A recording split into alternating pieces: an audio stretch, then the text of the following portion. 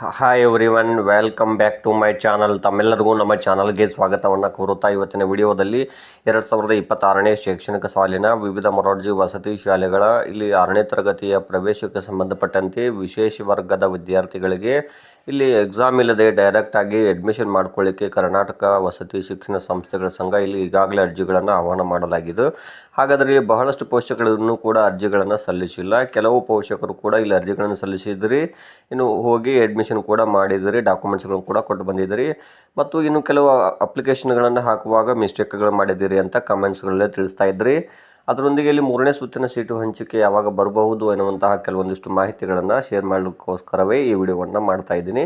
ಇನ್ನು ತಾವುಗಳು ನಮ್ಮ ಚಾನಲನ್ನು ಫಸ್ಟ್ ಟೈಮ್ ನೋಡ್ತಾ ಇದ್ದರೆ ತಾವುಗಳು ಈ ಚಾನಲ್ ಸಬ್ಸ್ಕ್ರೈಬ್ ಆಗಿ, ಇದು ನಮಗೆ ಶೈಕ್ಷಣಿಕ ವಿಡಿಯೋಗಳನ್ನು ಮಾಡಲಿಕ್ಕೆ ಇನ್ಸ್ಪಿರೇಷನ್ ನೀಡುತ್ತೆ ಅಂತ ತಿಳಿಸುತ್ತಾ, ಮೊದಲನೇದಾಗಿ ನೋಡಿ, ಇಲ್ಲಿ ವಿಶೇಷ ವರ್ಗದ ವಿದ್ಯಾರ್ಥಿಗಳಿಗೆ ಎಕ್ಸಾಮ್ ಇಲ್ಲದೆ, ಅಂದರೆ ನಾನು ಈಗಾಗಲೇ ಬಹಳ ವಿಡಿಯೋಗಳ ಮೂಲಕ ಈ ಕುರಿತು ಈ ಹಿಂದಿನಿಂದಲೂ ಕೂಡ 1 ವರ್ಷದ ಹಿಂದೆ ನಾನು ಈ ಬಗ್ಗೆ ಮಾಹಿತಿಯನ್ನು ನೀಡ್ತಾ ಬಂದಿದ್ದೇನೆ.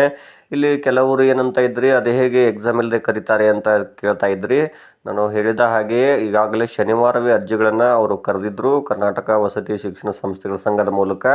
ಇಲ್ಲಿ ಈಗಾಗಲೇ ನಮ್ಮ ವಿಡಿಯೋಗಳನ್ನು ನೋಡಿ ಕೆಲವರು ಅರ್ಜಿಗಳನ್ನು ಸಲ್ಲಿಸಿ ಸೀಟ್ಗಳನ್ನು ಪಡ್ಕೊಂಡಿದ್ದೀರಿ. ಆದರೆ ಕೆಲವೊಂದಿಷ್ಟು ಪೋಷಕರು ಮಿಸ್ಟೇಕ್ಗಳನ್ನು ಮಾಡಿದ್ದೀರಿ. ಮೊದಲನೇದಾಗಿ ಅವುಗಳು ಏನು ಅಂತ ಹೇಳ್ತಾ ಹೋಗ್ತೀನಿ ನೋಡಿ.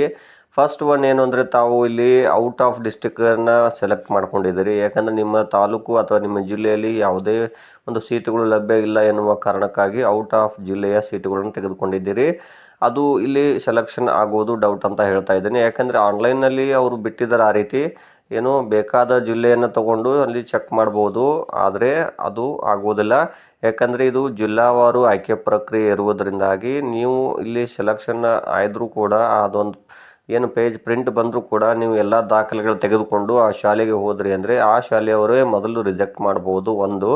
ಒಂದು ವೇಳೆ ಅವರು ಎಲ್ಲ ದಾಖಲೆಗಳನ್ನು ನಾವು ಜಿಲ್ಲಾ ಸಮಿತಿಗೆ ಕಳಿಸ್ಕೊಡ್ತೀವಿ ಅಂತ ಹೇಳ್ತಾರೆ, ಅಲ್ಲಿ ಅವರು ಜಿಲ್ಲಾ ಸಮಿತಿಯವರು ರಿಜೆಕ್ಟ್ ಮಾಡ್ಬೋದು. ಯಾಕೆ ಅಂದರೆ ಇಲ್ಲಿ ಜಿಲ್ಲಾವಾರು ಆಯ್ಕೆಯ ಪ್ರಕ್ರಿಯೆಯಲ್ಲಿ ನಡೀತದೆ. ಅದರಲ್ಲೂ ಕೂಡ ಸ್ವಂತ ತಾಲೂಕಿನ ವಿದ್ಯಾರ್ಥಿಗಳಿಗೆ 75% ಸ್ಥಾನಗಳನ್ನು ಮೀಸಲು ಇಡಲಾಗಿರುತ್ತದೆ ಮತ್ತು ಔಟ್ ಆಫ್ ತಾಲೂಕಿನ ವಿದ್ಯಾರ್ಥಿಗಳಿಗೆ 25% ಸ್ಥಾನಗಳನ್ನು ಮೀಸಲು ಇಡಲಾಗಿದೆ. ಸೊ ಹಾಗಾಗಿ ಇಲ್ಲಿ ವಿದ್ಯಾರ್ಥಿಗಳ ಆಯ್ಕೆಯ ಪ್ರಕ್ರಿಯೆಯಲ್ಲಿ ಔಟ್ ಆಫ್ ಡಿಸ್ಟಿಕ್ದವ್ರದ್ದು ನಡೆಯುವುದಿಲ್ಲ. ನಾನು ನಿನ್ನೆನೇ ಇಲ್ಲಿ ಒಂದು ಲೈವ್ ಮೂಲಕನೇ ತಿಳಿಸಿದ್ದೀನಿ. ಔಟ್ ಆಫ್ ಜಿಲ್ಲೆಯ ವಿದ್ಯಾರ್ಥಿಗಳು 2025ನೇ ಸಾಲಿನಲ್ಲಿ ಅರ್ಜಿಗಳನ್ನು ಸಲ್ಲಿಸಿ ಆಯ್ಕೆಯಾಗಿದ್ದರು. ಆದರೆ ಅಲ್ಲಿ ರಿಜೆಕ್ಟ್ ಆಯಿತು. ಔಟ್ ಆಫ್ ಡಿಸ್ಟಿಕಲ್ಲಿ ಅಡ್ಮಿಷನ್ ಮಾಡಲು ಹೋದಾಗ ಅವರು, ಇಲ್ಲ ನಿಮಗೆ ಅವಕಾಶ ಇಲ್ಲ, ಇದು ಕೇವಲ ಸ್ವಂತ ಜಿಲ್ಲೆಯ ವಿದ್ಯಾರ್ಥಿಗಳಿಗೆ ಮಾತ್ರ ಅವಕಾಶ, ಇದು ಒಂದು ಪ್ರಕ್ರಿಯೆ ಯಾವ ರೀತಿ ಇದೆ ಅಂದರೆ ಡಿಸ್ಟಿಕ್ ವೈಸ್ ನಡೀತದೆ ಅಂತ ಹೇಳಿ ಅವರು ಏನು ಅಡ್ಮಿಷನ್ನ ಕ್ಯಾನ್ಸಲ್ ಮಾಡಿದರು. ಹಾಗಾಗಿ ಇಲ್ಲಿ ತಾವು ಔಟ್ ಆಫ್ ಡಿಸ್ಟಿಕ್ ತೊಗೊಂಡಿದ್ರಿ ಅಂದರೆ ಇಲ್ಲಿ ನಾವು ನೋಡಿದ್ದೀವಿ. ಆದರೆ ಆ ರೀತಿ ಇಲ್ಲ. ಅದು ತಾವು ಇಲ್ಲ ಅಡ್ಮಿಷನ್ನ ತೊಗೊಂಡಿದ್ದೀರಿ ಆನ್ಲೈನಲ್ಲಿ ಅಪ್ಲಿಕೇಶನ್ ಅಂತ ಹೇಳ್ತಾ ಇದ್ದೀರಿ, ಬಟ್ ತೊಗೊಳ್ಳೋದು ಡೌಟ್ ಅಂತ ತಿಳಿಸ್ತಾ ಇದ್ದೀನಿ ಔಟ್ ಆಫ್ ಡಿಸ್ಟಿಕ್ದು. ಇನ್ನು ಕೆಲವರು ಏನು ಮಾಡಿದಿರಿ, ಇಲ್ಲಿ ಇನ್ಕಮ್ ಕಡಿಮೆ ಹಾಕಿದಿರಿ, ಕೆಲವರು ಹೆಚ್ಚು ಹಾಕಿದಿರಿ. ಇದರಿಂದ ಏನಾಗುತ್ತೆ ಅಂದರೆ, ನೀವು ನಾಳೆ ವೆರಿಫಿಕೇಷನ್ಗೆ ಡಾಕ್ಯುಮೆಂಟ್ಸ್ಗಳು ಕೊಡ್ತೀರಿ, ಇನ್ಕಮ್ ಕಾಸ್ಟು, ಅಲ್ಲಿಯ ದಾಖಲಾತಿಗೂ ನಿಮ್ಮ ನೈಜವಾದ ಪ್ರಮಾಣ ಪತ್ರಗಳಲ್ಲಿ ವ್ಯತ್ಯಾಸ ಕಂಡು ಬಂದಲ್ಲಿ ನಿಮ್ಮ ದಾಖಲಾತಿಯನ್ನು ನೋಡಿ ಅವರು ರಿಜೆಕ್ಟ್ ಮಾಡ್ತಾರೆ. ಸೊ ಹಾಗಾಗಿ ಇವತ್ತು ಕೂಡ ಟೈಮ್ ಇದೆ ಅರ್ಜಿಗಳನ್ನು ಸಲ್ಲಿಸಲಿಕ್ಕೆ. ಯಾಕಂದರೆ 24ನೇ ದಿನಾಂಕದವರೆಗೂ ತಮಗೆ ಟೈಮ್ ಇರ್ತದೆ. ಅಡ್ಮಿಷನ್ ಕಡೆಯ ದಿನಾಂಕ ಅದು ವಿಶೇಷ ವರ್ಗದ ವಿದ್ಯಾರ್ಥಿಗಳಿಗೆ. ಸೊ ಇಲ್ಲಿ ಇನ್ಕಮನ್ನು ಕೂಡ ಮಿಸ್ಟೇಕ್ ಮಾಡ್ಕೊಂಡಿದ್ದೀರಿ. ಅದರ ಜೊತೆಗೆ ಇಲ್ಲಿ ಕಾಸ್ಟ್ ಕೂಡ ಮಿಸ್ಟೇಕ್ ಮಾಡಿ ಹಾಕಿದ್ದೀರಿ. ಇನ್ನು ಕೆಲವರು ಏನು ಅಂದರೆ, ವಿಶೇಷ ವರ್ಗದಲ್ಲಿ ಆಪ್ಷನ್ಸ್ಗಳದಾವೆ, ಒಟ್ಟಾರೆಯಾಗಿ 5 ವರ್ಗಗಳದಾವೆ, ABCDE ಅಂಥೇಳಿ. ತಾವುಗಳು ಏನು ಮಾಡಿರಿ, ಎ ವರ್ಗ ಹಾಕೋ ಬದಲಾಗಿ ಬಿ ವರ್ಗ ಹಾಕಿದಿರಿ, ಕೆಲವರು ಸಿ ವರ್ಗ ಹಾಕಿದಿರಿ, ಕೆಲವರು ಏನು ಅಂದರೆ ಸಂಚಾರಿ ಕುರಿಗಾಹಿಗಳು ಹಾಕುವ ಬದಲಾಗಿ ಅರೆ ಅಲೆಮಾರಿ ಹಾಕಿದಿರಿ. ಈ ರೀತಿ ಮಿಸ್ಟೇಕ್ಗಳನ್ನು ಮಾಡಿದಿರಿ. ಸೊ ಹೀಗಾಗಿ ಅದು ಏನಾಗಿದೆ ಅಂದರೆ, ನೀವು ಬೇರೆ ವಿಶೇಷ ವರ್ಗದ ಸೀಟನ್ನು ತಗೊಳ್ಳಿಕ್ಕೆ ಪ್ರಯತ್ನ ಪಟ್ಟಿದ್ದೀರಿ. ನಿಮ್ಮ ಕಾಸ್ಟ್ದು, ನಿಮ್ಮ ವಿಶೇಷ ವರ್ಗದ್ದನ್ನು ತೆಗೆದುಕೊಳ್ಳೋದು ಬಿಟ್ಟು ಬೇರೆದವ್ರು ತಗೊಂಡಿದ್ದೀರಿ. ಇದರಿಂದ ಏನಾಗಿದೆ ಅಂದರೆ, ಅವರ ಒಂದು ಸೀಟು ಅಲ್ಲಿ ಮಿಸ್ ಆಗಿದೆ ವಿಶೇಷ ವರ್ಗದ್ದು. ಅಂದರೆ ತಾವು ಸಂಚಾರಿ ಕುರಿಗಾಯಿಗಳು ಆಗಿದ್ದರೆ ತಮಗೆ ಸೀಟ್ ಸಿಗ್ತಿತ್ತು. ಆದರೆ ನೀವೇನು ಮಾಡಿದ್ರಿ, ನಿಮ್ಮ ಕಾಸ್ಟು ಸಂಚಾರಿ ಕುರಿಗಾಯಿ ಇದ್ದರೂ ಕೂಡ ಅರೆ ಅಲೆಮಾರಿ ಒಳಗೆ ಹಾಕ್ಕೊಂಡ್ಬಿಟ್ಟಿದ್ರಿ. ಅವರ ಒಂದು ಸೀಟನ್ನು ನೀವು ಪಡ್ಕೊಳ್ಳೋಕ್ಕೆ ಟ್ರೈ ಮಾಡಿದಿರಿ ಅಂತ ಅರ್ಥ ಆಗುತ್ತೆ ಇಲ್ಲಿ. ಸೊ ಹಾಗಾಗಿ ಅದು ಸೆಲೆಕ್ಷನ್ ಯಾವ ರೀತಿ ಆಗಿಬಿಡುತ್ತೆ ಅಂದರೆ, ಸಂಚಾರಿ ಕುರಿಗಾಯಿ ಅಂತ ಆಗೋದಿಲ್ಲ, ಅಲೆಮಾರಿ ವರ್ಗದವರು ಅಂತೇಳಿ ನಿಮಗೊಂದು ಆರ್ಡರ್ ಬಂದುಬಿಡುತ್ತೆ, ಅದು ಪ್ರಿಂಟ್ ಬರುತ್ತೆ. ನೀವು ಅವರ ಒಂದು ಮೀಸಲಾತಿ ಸೀಟನ್ನ ತಗೊಳ್ಳೋದ್ರಿಂದ ಕಾರಣಕ್ಕಾಗಿ ನೀವು ಅದೇ ಡಾಕ್ಯುಮೆಂಟ್ಸ್ಗಳನ್ನು ಒದಗಿಸ್ಬೇಕಾಗುತ್ತೆ. ನಾವು ಅಲಿಮಾರಿ ಅಂತೇಳಿ ನೀವು ಅಲ್ಲಿ ಕಾನ್ಫಿಡೆನ್ಸ್ ಆಗಿ ಹೇಳಬೇಕಾಗುತ್ತೆ, ಅದಕ್ಕೆ ಸಂಬಂಧಪಟ್ಟ ಡಾಕ್ಯುಮೆಂಟ್ಸ್ಗಳನ್ನ ಕೊಡಬೇಕಾಗುತ್ತೆ. ಸೊ ಹಾಗಾಗಿ ನಿಮ್ಮದು ಅಲ್ಲಿ ಅಡ್ಮಿಷನ್ನು ಇವ್ರೇನು ಮಾಡ್ತಾರೆ, ನೀವು ವಸತಿ ಶಾಲೆಯವ್ರ ಹತ್ರ ಹೋದರೆ ಅವರೇ ರಿಜೆಕ್ಟ್ ಮಾಡಿಬಿಡ್ತಾರೆ ಫಸ್ಟು. ಒಂದು ವೇಳೆ ಅಲ್ಲಿ ಆಗಲಿಲ್ಲ, ಅವರು ಕೂಡ ಎಲ್ಲ ಡಾಕ್ಯುಮೆಂಟ್ಸ್ ಇಸ್ಕೊಂಡು ನಾವು ಡಿಸ್ಟ್ರಿಕ್ಟ್ ಕಮಿಟಿ ಕಳಿಸ್ತೀವಿ ಅಂತ ಹೇಳ್ತಾರೆ, ಬಟ್ ಅಲ್ಲಿ ರಿಜೆಕ್ಟ್ ಆಗಿಬಿಡುತ್ತೆ. ಯಾಕಂದರೆ ಇಲ್ಲಿ ವಾಸ್ತವವಾಗಿ ನಡೀತದೆ, ಇಲ್ಲಿ ಯಾವುದೇ ರೀತಿಯ ಇಲ್ಲಿ ಯಾವುದೇ ಹಿನ್ನೆಲೆ ಅಂದರೆ ನೀವು ಯಾವುದೇ ಇನ್ಫ್ಲೂಯೆನ್ಸ್ ಕೂಡ ಇಲ್ಲಿ ನಡೆಯೋದಿಲ್ಲ. ನಿಮ್ಮ ದಾಖಲೆಗಳ ಆಧಾರ ಮೇಲೇ ಇಲ್ಲಿ ಆಯ್ಕೆಯ ಪ್ರಕ್ರಿಯೆ ನಡೆಯುತ್ತದೆ. ಸೊ ಹಾಗಾಗಿ ನಿಮ್ಮದು ರಿಜೆಕ್ಟ್ ಆಗಬಹುದು ಅಂತ ತಿಳಿಸ್ತಾ ಇದ್ದೀನಿ. ಇವಿಷ್ಟೇ ಅಲ್ಲದೆ ಇನ್ನೂ ಕೆಲವು ಪೋಷಕರು ಏನು ಮಾಡಿದ್ರಿ, ಇಲ್ಲಿ ಮೊಬೈಲ್ ನಂಬರ್ಗಳು ಬೇರೆ ಹಾಕಿದ್ರಿ. ಭಾಳ ನನಗೂ ಕೂಡ ಕಮೆಂಟ್ಸ್ಗಳು ಬರ್ತಿದ್ದಾವೆ. ಮತ್ತು ಅದರೊಂದಿಗೆ ಏನು ಮಾಡಿದ್ರಿ, ಇಲ್ಲಿ ಆದಾಯ ನೋಡ್ರಿ, ಮೇನ್ ಆದಾಯ ಎಷ್ಟಿದೆ ಇನ್ಕಮ್ ಸರ್ಟಿಫಿಕೇಟಲ್ಲಿ ಅಷ್ಟೇ ಹಾಕಬೇಕು. ಕೆಲವು ಪೋಷಕರು ಹೆಚ್ಚು ಹಾಕಿದ್ರಿ, ಕೆಲವರು ಕಡಿಮೆ ಹಾಕಿದ್ರಿ, ಕೆಲವರು ಓಲ್ಡ್ ಸರ್ಟಿಫಿಕೇಟ್ ಇರೋದನ್ನೇ ಹಾಕಿದ್ರಿ. ಅದೆಲ್ಲವೂ ಕೂಡ ರಾಂಗ್ ಆಗ್ತದೆ, ಅಲ್ಲಿ ಇನ್ಫ್ಲೂಯೆನ್ಸ್ ನಡೆಯೋದಿಲ್ಲ. ಸೊ ನೀವು ಈ ರೀತಿ ಮಿಸ್ಟೇಕ್ ಮಾಡಬಾರ್ದಾಗಿತ್ತು. ನಾನು ಬಹಳ ನೀಟಾಗಿ ಹೇಳ್ತಾ ಹೋಗಿದ್ದೆ ವಿಡಿಯೋದಲ್ಲಿ.